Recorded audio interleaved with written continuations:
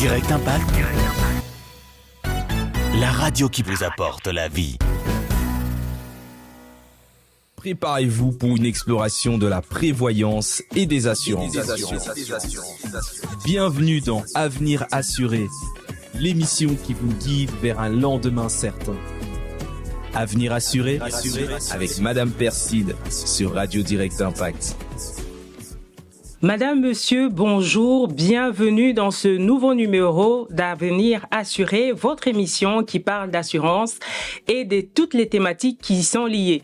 Je suis Madame Perside, conseillère en assurance, épargne et investissement. Aujourd'hui, nous allons parler d'hypothécaire, d'assurance liée au crédit hypothécaire et pour ça, nous avons deux invités pour développer ce sujet. Aujourd'hui, Monsieur Alain Moulouaï, bonjour. Bonjour.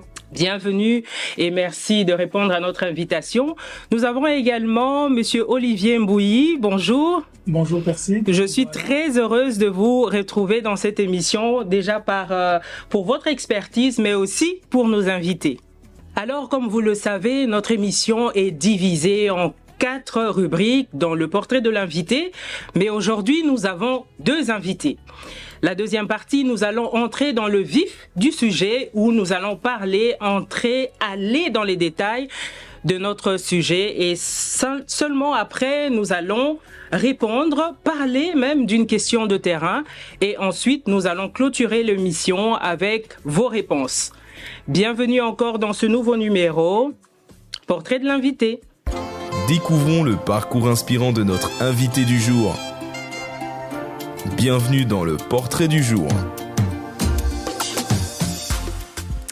Alors, comme je vous ai dit tout à l'heure, nous avons deux invités. Il s'agit ici de Monsieur Alain Moulouaï, qui est courtier en crédit hypothécaire depuis près de 20 ans.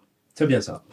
Et nous avons Monsieur Olivier Mbouyi, qui travaille en banque. Tout à fait. Et ça va faire presque 18 ans maintenant. Exactement. Donc, deux experts. Bienvenue à vous. J'espère que vous allez bien et que vous êtes prêts pour donner assez d'informations à nos invités, à nos auditeurs. En tout cas, moi, je suis prêt. Et Alain? Tout va bien. Super. Donc, ici, comme je vous disais, nous avons Monsieur Alain Moulouaï. Comme j'ai dit tout à l'heure, ça fait 20 ans qu'il est courtier en immobilier. Je sais aussi que vous avez travaillé en banque. Qu'est-ce qui vous passionne aujourd'hui après autant d'années dans le secteur? Ce qui me passionne, c'est toujours être au service de l'autre. C'est partager l'information, c'est partager tout ce que j'ai appris et que je désire toujours le communiquer et aider les autres. Est-ce que vous pouvez aussi nous donner votre parcours pendant ces 20 ans? Comment est-ce que vous avez débuté pour en arriver là? Alors, après mes études, j'ai directement travaillé en banque, une grande banque de la place, pendant au moins 15 ans. Et parallèlement à cela, j'étais en même temps agent immobilier et courtier en prêt hypothécaire. C'est deux casquettes différentes. Est-ce que vous pouvez nous donner la petite différence ou la grosse différence? L'agent immobilier est celui qui est autorisé, agréé, en tout cas c'est un métier qui est encadré en Belgique. L'agent immobilier, c'est celui par lequel vous passez pour mettre en vente un bien. Donc, mettre en vente ou auprès de qui vous allez acheter un bien, lui, c'est l'agent immobilier. Le courtier en prêt hypothécaire est celui qui va s'occuper plutôt de vous trouver un crédit auprès d'une institution bancaire. Donc, la mise en vente, quand je suis vendeur d'un bien, là, je contacte un agent immobilier. Et si je suis acquéreur, là, je contacte un courtier pour m'aider à trouver un financement. Et vous pouvez faire les deux, il n'y a pas... J'ai eu la grâce, en tout cas, d'avoir exercé pendant toutes ces années les deux casquettes, en dehors d'être à la banque. Et en plus de ça, j'étais également, ou je le suis encore d'ailleurs, gérant et administrateur de 3 entreprises. Bien, super. J'espère que ce sont des entreprises peut-être en immobilier aussi ou... Non, pratiquement, enfin c'est assez varié. Comme je l'ai dit tout à l'heure, je suis passionné, j'aime être au service des autres, donc j'ai une société de titres-services. Ça, c'est aide ménagère, complètement différent. Mais ça reste dans les maisons parce qu'on va nettoyer aussi les maisons. Voilà, c'est vraiment vous aider à garder votre maison propre tout en vous soulageant et en vous laissant vous occuper des choses prioritaires. Et de l'autre côté, c'est dans la sécurité de vos véhicules. C'est un système de tracking, sécurité de véhicules que je fais également. Donc, c'est vrai que c'est toujours au service et à la sécurité des autres. Ah, mais c'est super, très intéressant. Et je vais passer maintenant vers Olivier. Olivier, dites-nous, ça fait 18 ans que vous êtes, ou presque 18 ans, vous disiez tout à l'heure, en mars 2024, ça va faire 18 ans que vous êtes dans le secteur bancaire. Je vais poser la même question que j'ai posée à Alain. Qu'est-ce qui vous passionne, qui vous motive encore aujourd'hui, après autant d'années dans le secteur? Mais bon, voilà, comme vous l'avez dit, donc ça fait 18 ans, enfin près de 18 ans, donc je travaille dans le secteur bancaire. Mais c'est un peu les mêmes motivations que Monsieur Alain, en fait, hein, les motivations. Donc moi, j'ai commencé donc en 2006. Donc j'ai fait un peu bon tous les postes donc qu'il peut avoir donc au niveau donc d'une agence bancaire. Et c'est vrai que ce que j'ai beaucoup aimé, donc c'était donc le crédit hypothécaire. Donc j'aimais ça parce que j'accompagnais donc les personnes donc dans des projets concrets. Et donc souvent, on les amenait donc à réaliser des rêves. Et puis donc depuis quelques temps, donc je me suis orienté vers l'assurance parce que bon, je me suis rendu compte que effectivement, on aidait ces gens donc à réaliser leurs rêves, mais il fallait protéger ces patrimoines. Et souvent donc les gens n'étaient pas au courant, donc n'avaient pas l'information. Donc voilà, donc c'est ça qui m'a un peu poussé donc à m'orienter donc vers l'assurance. Et donc voilà. Donc ici donc le but que j'ai, donc, c'est vraiment de pouvoir sensibiliser les gens à ça. Parce que malheureusement, dans mon métier, je rencontre beaucoup de gens qui n'ont pas l'information et qui vivent de grandes catastrophes parce qu'ils n'ont pas la bonne information et qui n'ont pas les assurances. Et vous qui êtes en banque aujourd'hui, c'est vraiment le client qui ne va pas aller chercher l'information que vous rencontrez souvent, ou bien, d'une part, c'est un peu le devoir du courtier ou de l'expert bancaire de donner cette information, de vulgariser cette information, parce qu'on sait que dans le secteur, il y a certains termes qui sont chinois pour d'autres. Effectivement, c'est vrai que bon, il y a beaucoup de jargon bancaire, mais enfin, comme vous dites, pour moi, c'est vraiment le rôle du conseiller de pouvoir donner cette information au client. Bon, maintenant, si le client ne souscrit pas, c'est son problème, mais au moins il a l'information. Donc, c'est vraiment notre rôle donc de pouvoir le faire. Parce que certains, effectivement, ne le font pas parce qu'ils n'ont pas l'information. Tout à fait. Donc là, nous allons entrer dans le vif du sujet. Chers auditeurs, je vais déjà vous prévenir que l'émission s'annonce assez... Il y aura beaucoup d'informations aujourd'hui, donc nous allons séquencer l'émission en 2 parties. Nous aurons 2 parties, donc 30 minutes pour une. Et le lundi d'après, vous aurez la 2e partie. Et ici, on passe déjà dans le vif du sujet. Plongeons directement dans la matière. Vous êtes dans le vif. Je reviens à vous, Monsieur Alain. J'ai l'argent, j'ai épargné 15 000 euros. Je voudrais acquérir une maison. Qu'est-ce que je fais pour devenir propriétaire? Très bonne question, très bonne question. Je vais décliner ma réponse, on va dire, en 6 étapes. 6 étapes pour arriver à concrétiser votre projet. Et c'est important de bien comprendre chaque étape et de réaliser juste l'importance de cela. La première étape, je dirais, consultez votre conseiller. Consultez un courtier bancaire ou allez voir votre banque. Avec lui, vous allez déterminer votre capacité d'endettement, c'est-à-dire quel montant on peut vous prêter, et vérifier également les autres conditions que les banques vont vérifier pour voir si vous avez accès à un crédit. Le fait d'avoir de l'argent sur soi ne suffit pas toujours. Le fait d'avoir un travail ne suffit pas toujours. Parfois, on va regarder dans des petites conditions ou petits éléments que je pourrais donner au fur et à mesure pour voir si, effectivement, vous remplissez les conditions pour avoir un accès au crédit. Si je comprends bien, même si je suis salarié et que j'ai un peu d'argent d'épargne, je ne suis pas forcément éligible à devenir propriétaire. Je vais donner un exemple. J'ai un bon travail, je gagne 4 000 euros, j'ai 20 000 euros en compte, mais sauf qu'il y a 2 ans ou il y a 1 année, j'avais oublié par mégarde de payer une de mes petites factures et en fait j'ai été fiché à la Banque nationale. En Belgique, directement, cela va constituer un frein, même s'il y a éventuellement d'autres mécanismes où on peut solutionner ça, mais de principe, je suis fiché à la Banque nationale. Pendant cette année-là, je pourrais attendre que le fichage sorte ou je ne sois plus fiché à la Banque nationale pour accéder au crédit. Donc ça peut être juste un frein. Je prends un autre exemple. J'ai parfois des clients, il est médecin à l'hôpital, sauf qu'il a encore une carte de résidence à renouvellement par année. Donc il n'a pas encore résident définitif, mais le cas de tous nos stagiaires médecins étrangers qui travaillent depuis 10 ans à la banque, non, pas à la banque, à l'hôpital, qui gagne 4 000 euros, donc un bon salaire. L'hôpital lui a donné un contrat, donc il a fait des épargnes, il a 20 000 euros sur compte, mais le fait que son séjour ne soit pas encore permanent en Belgique, va constituer un frein pour accéder au crédit bancaire.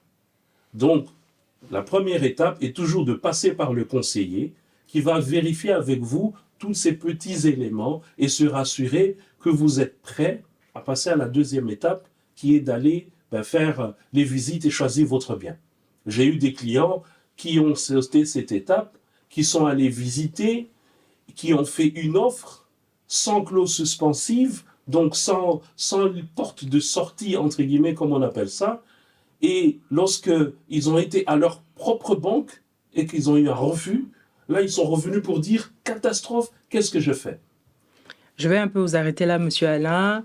Vous avez énoncé un terme que tout le monde ne va pas comprendre. Clause suspensive. Suspensive. Alors, la clause suspensive, disons, comme on peut le comprendre un peu, une clause suspensive. Donc, l'idée est de suspendre. C'est-à-dire, c'est une clause, on va mettre dans le contrat, qui peut permettre de suspendre le contrat. Je vais donner un exemple pour faire plus clair. Je fais une offre d'achat, donc, où je dis à un propriétaire vendeur, j'ai l'intention d'acheter votre bien, mais la clause suspensive, on va dire, à condition que ma banque veuille bien me prêter le crédit.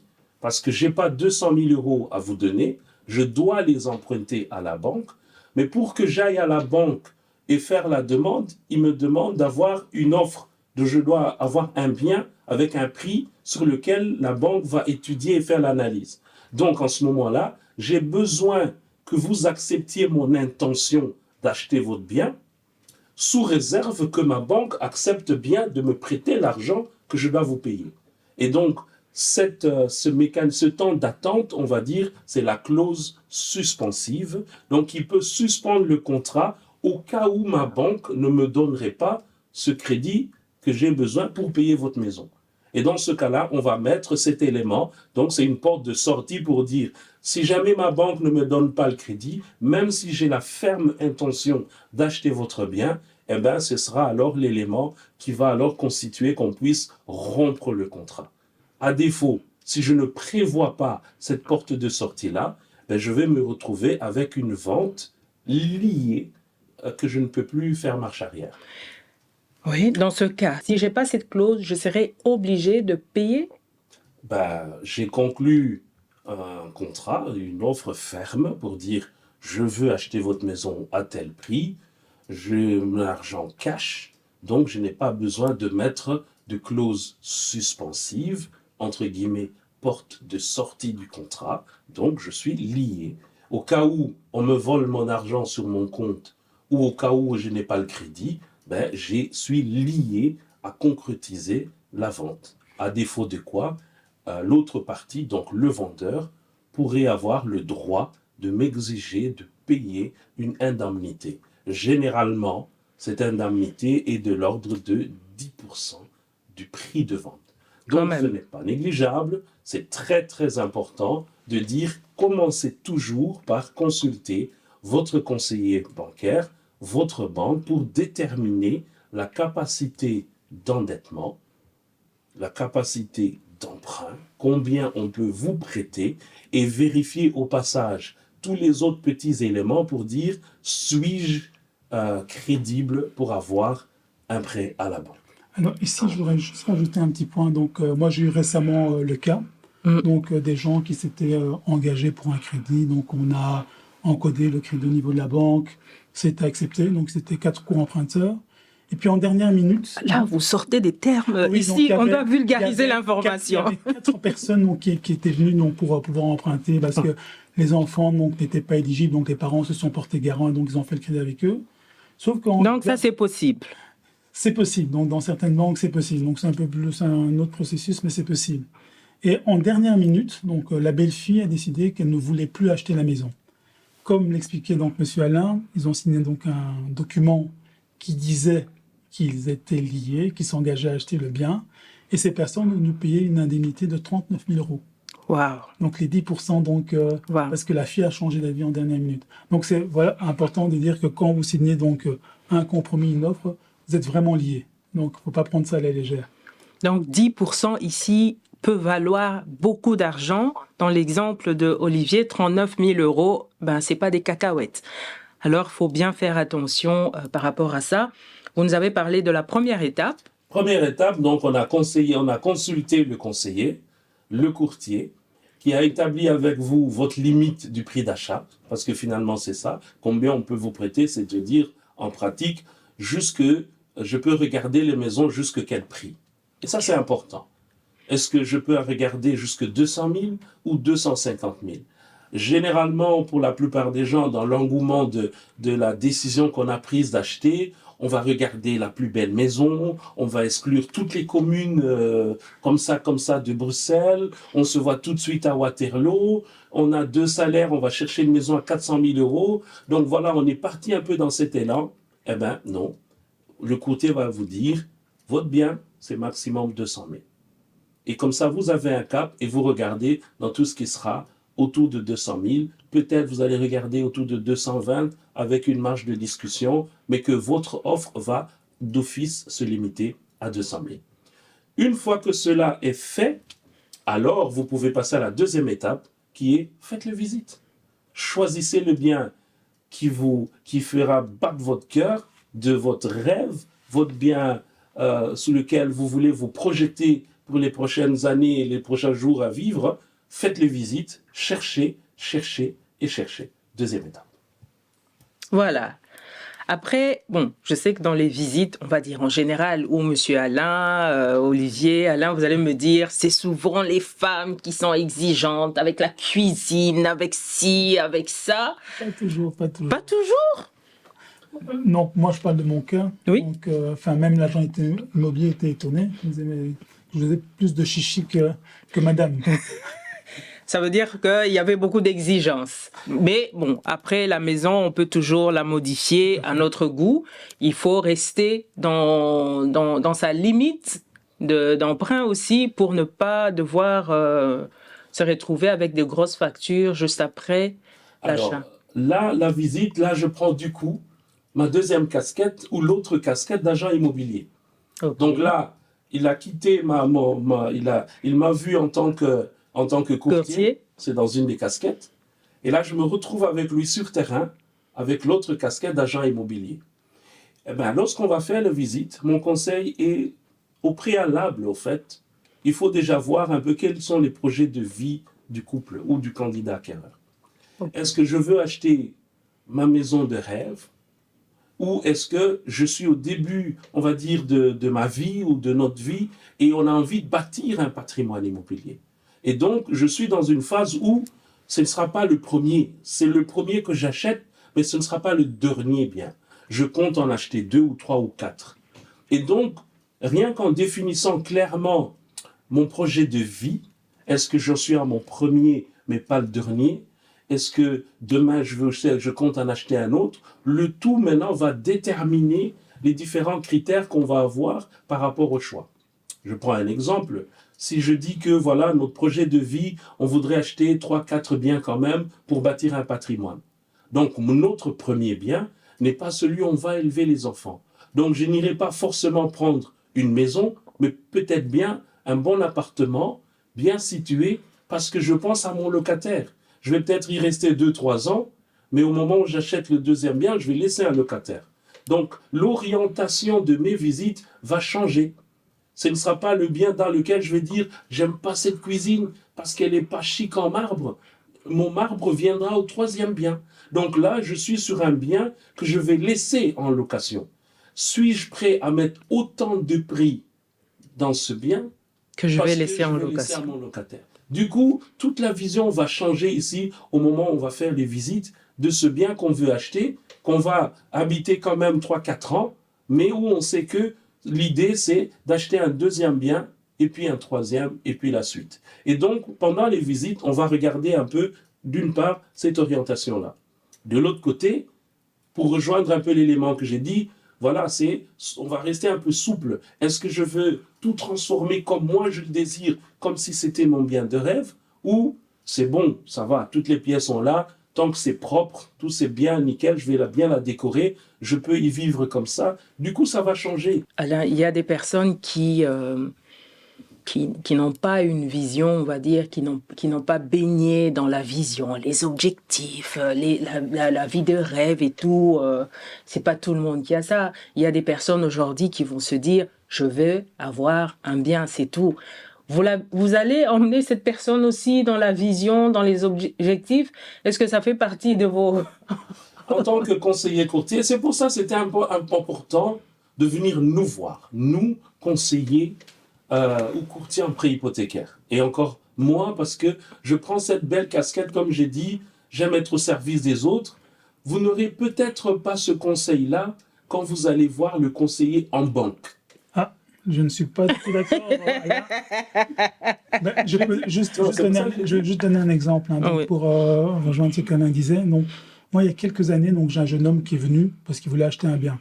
Donc, il commençait sa carrière, son salaire était assez léger, donc il n'avait pas beaucoup. Et quand on faisait les simulations, donc il était assez limité. Je pense qu'à l'époque, c'était vers 2008 et autres, je pense qu'il pouvait emprunter genre 60-70 000 euros.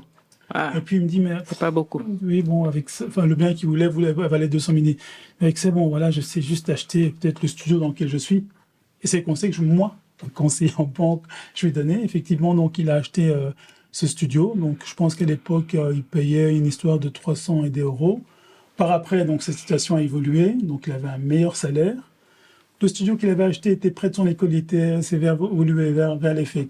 Donc il a pu le mettre donc en location. Donc je pense qu'il mettait donc plus ou moins 600 euros. Donc une partie rembourser son crédit hypothécaire, il y a une autre partie qui venait en revenu locatif. Et puis il a acheté finalement donc quelques années après donc le bien de rêve grâce au conseil de son banquier. Un banquier qui a de l'éthique, qui est C'est pour ça que j'ai dit, vous ne pourrez peut-être pas avoir. Ah oui, peut-être pas. Parce que je sais que tous ne sont pas. Monsieur Olivier l'a fait, mais je sais aussi que d'autres clients sont venus me voir pour dire que le conseiller à la banque m'a dit, madame, vous n'avez pas les moyens, vous n'allez pas acheter, point. Et ils sont ressortis de là attristés parce que voilà, c'était assez sec. Vous n'avez pas les moyens. Bon, ici, on parle aussi des serviteurs de Dieu, des gens qui ont une éthique, des gens qui veulent que les autres construisent des richesses, bâtissent des patrimoines et tout. Donc, on va rester aussi, on va dire, dans un milieu où par la mission, qu'on la fasse d'une manière ou d'une autre, ou de la manière dont le Seigneur nous appelle à pouvoir aider les autres. Donc, ici, et des conseillers qui sont dans le Seigneur, qui vont prier également pour vous. Je l'ai fait. Ben oui, pour avoir un bon portefeuille. Ben, j'ai une famille qui vient me voir. Ils avaient une maison ici à Bruxelles, chaussée de Ninove, un peu en abandon. Ils savent plus comment résoudre le problème. En discutant avec eux, je comprends que c'est un problème spirituel. J'ai dit, ok, je vais m'en occuper. Première chose à faire que j'ai faite, un serviteur de Dieu, on est parti imposer les mains au bâtiment. Amen. Après, ça, c'est exceptionnel quand même, hein? Un courtier qui emmène un serviteur pour prier pour votre maison. On a fait imposition d'huile et je rends grâce à Dieu parce que à peine 1 an, il voulait déjà mettre le locataire qui était dedans pour dire on veut l'occuper notre bien tellement qu'il était embelli. Waouh.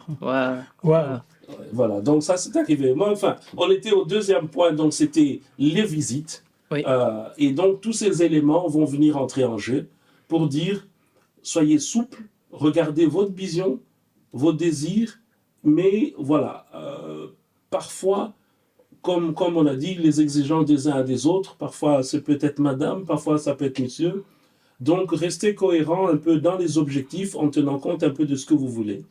Aujourd'hui, on a encore un autre élément qui va se rajouter, c'est la dimension des travaux. On a une notion qui est entrée qu'on n'avait pas il y a 15 ans, c'était la notion de PEB, c'est la performance énergétique du bien, où aujourd'hui les banques prennent en compte les critères selon l'indicateur de la performance du bien. Donc ça part de A, B, C, D, E, F, G. A c'est dans le très bon, bien isolé, le G c'est le plus mauvais. Aujourd'hui les banques vont exiger qu'au moment où vous prenez le crédit, si le PEB du bien est au-delà, par exemple, de C, donc à partir de D, selon le score, on vous oblige à prendre un budget travaux pour améliorer la performance énergétique du bien. Donc, ceci vient impacter également votre projet. Si, comme M. Olivier a dit tout à l'heure, il a calculé la capacité de ce jeune homme qui pouvait acheter un bien qu'à 70 000, ben aujourd'hui, on lui dira non, c'est même plus 70, c'est 50 000 parce que votre bien a un PEB qui n'est pas bon. Vous deviez également prévoir un minimum de 25 000 euros à mettre dans le budget. Donc, du coup, ça vient aussi impacter. Donc, au moment où on va les regarder le bien, on va faire les visites, on va également regarder cette notion-là de dire quel est le PEB, faut-il prévoir beaucoup de travaux ou pas dans le bien, on le prend ou pas, parce que du coup, ça va influencer le montant à devoir emprunter. Donc, si j'ai ma capacité à 180 000 euros, d'office, on va y retirer 25 000 pour mettre le budget travaux, et donc le bien que je dois acheter, en réalité, doit me coûter seulement autour de 160. Wow. Wow. Donc, il y a tous ces éléments qu'on va regarder dans la phase visite. Ça fait beaucoup. Deuxième étape. Aïe, aïe, aïe, aïe. La troisième. La troisième, c'est que voilà, on a enfin trouvé, c'est pas évident. Il y en a qui se découragent. J'ai vu des clients qui sont venus voir, on est fatigué de visiter, on ne trouve pas. Est-ce que tu n'aurais pas un bien à nous proposer? Du coup, pour justement ici donner une idée pour ceux qui veulent, qui sont entrepreneurs, qui veulent avoir une activité complémentaire, c'est un petit créneau. C'est de chercher les biens pour les gens qui n'arrivent pas à trouver ou qui n'ont pas toujours le temps d'aller regarder, d'aller chercher. Donc, on a un profil, c'est de dire, voici les critères que je cherche, tu cherches pour moi le bien qui répond aux critères, je viens, je regarde, c'est bon, je te paye 1 000 euros. Et ça, on n'a pas besoin d'être agent immobilier? Non, pas pour ça. L'agent immobilier, c'est celui auprès de qui tu vas trouver le bien et l'acheter. Mais faire les visites à la place de quelqu'un d'autre, non.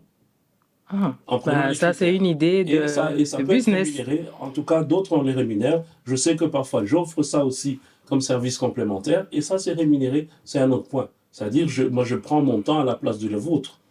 Mais en regardant et en faisant attention à ce que vous me demandez. Donc, pour les personnes qui cherchent aussi du travail en temps complémentaire, voilà une piste. Ça, c'est une piste, effectivement. C'est de pouvoir réellement offrir le temps. Être les yeux d'une autre personne. Pour chercher et trouver le bien de leur rêve ou le bien sur lequel ils vont investir. Donc, une fois qu'on a trouvé le bien, la troisième étape, c'est de faire l'offre d'achat.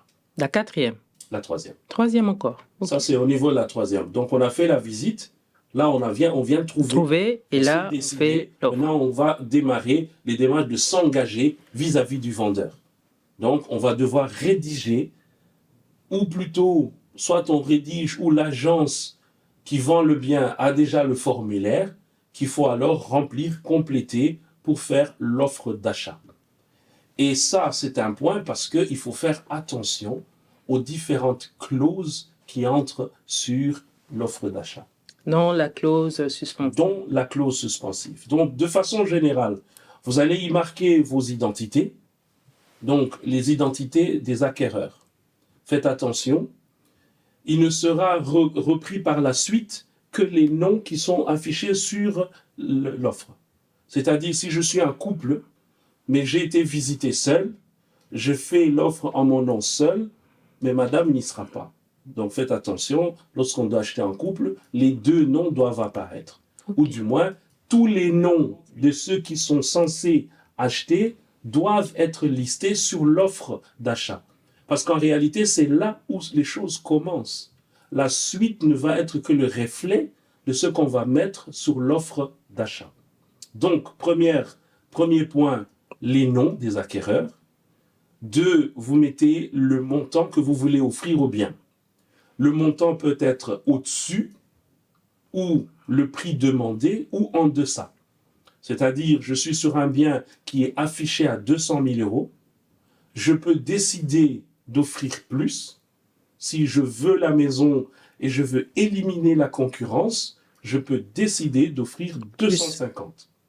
Ok. Parce que je tiens absolument au bien et je ne veux pas que le vendeur me disqualifie parce que quelqu'un d'autre a mis 1 000 euros en plus. Tout comme je peux dire, vous demandez 200, je vous les donne. Tout comme je peux dire, il y a trop de travaux, j'ai moi 25 000 euros de budget que je vais mettre là-dedans parce qu'il faut rénover telle ou telle chose. Je vous propose, au lieu de 200, je vous propose 180 parce que moi j'anticipe aussi mes travaux. Ok. Donc, ça c'est l'offre de prix selon les circonstances que vous allez trouver par rapport au bien. Il y a des visites qui sont groupées, l'agence fait exprès, vous vous retrouvez à 10, la maison est sympa, et vous tous, vous regardez, vous tous, vous exprimez que vous aimez bien le bien. Donc, dans ce cas-là, on sait que si on est 10 à mettre 200, ben, celui qui est un peu plus malin va dire « je mettrai, bien. voilà. Donc, on peut un peu faire jouer les enchères. Vous mettez le prix que vous voulez. 3e point, mettez une date d'expiration de votre offre. Mettez-le. C'est-à-dire quoi? Je fais l'offre de vous acheter votre bien à tel prix, mais mon offre est valable pendant 5 jours. Ok. Après 5 jours, mon offre expire, donc me désengage. Si je ne mets pas une limite à mon offre, elle est ouverte. C'est-à-dire que le vendeur peut prendre 2 mois pour me répondre. Entre-temps, le lendemain, j'ai visité un autre bien, soit que j'ai aimé et que je fais une offre. Mais le piège, d'autres sous-estiment, j'ai une offre ouverte. Et si je vois une autre, je dis, ah, tout compte fait, je l'aime aussi, je signe l'offre. Donc j'ai 2 offres, celle d'hier et celle d'aujourd'hui, mais celle d'hier, je n'avais pas mis la date. 2 mois après, le vendeur dit oui. Je suis obligé d'acheter. Wow. Donc, mettez une limite. Ça peut aussi constituer une porte de sortie. Et c'est des subtilités auxquelles il faut vraiment faire attention. C'est pour ça qu'on dit, votre première case, consultez le courtier. Chers auditeurs, vous voyez que l'émission passe tellement vite qu'on ne voit même pas le temps passer. Pour cette première partie, on va devoir arrêter ici parce que ça fait déjà 30 minutes. On vous retrouve dans la 2e partie le lundi prochain avec Alain et Olivier. À très bientôt. Au revoir. C'est tout pour aujourd'hui dans Avenir Assuré. N'oubliez pas, l'avenir est entre vos mains. Retrouvez bientôt Madame Perside pour plus d'aventures sur Radio Direct Impact.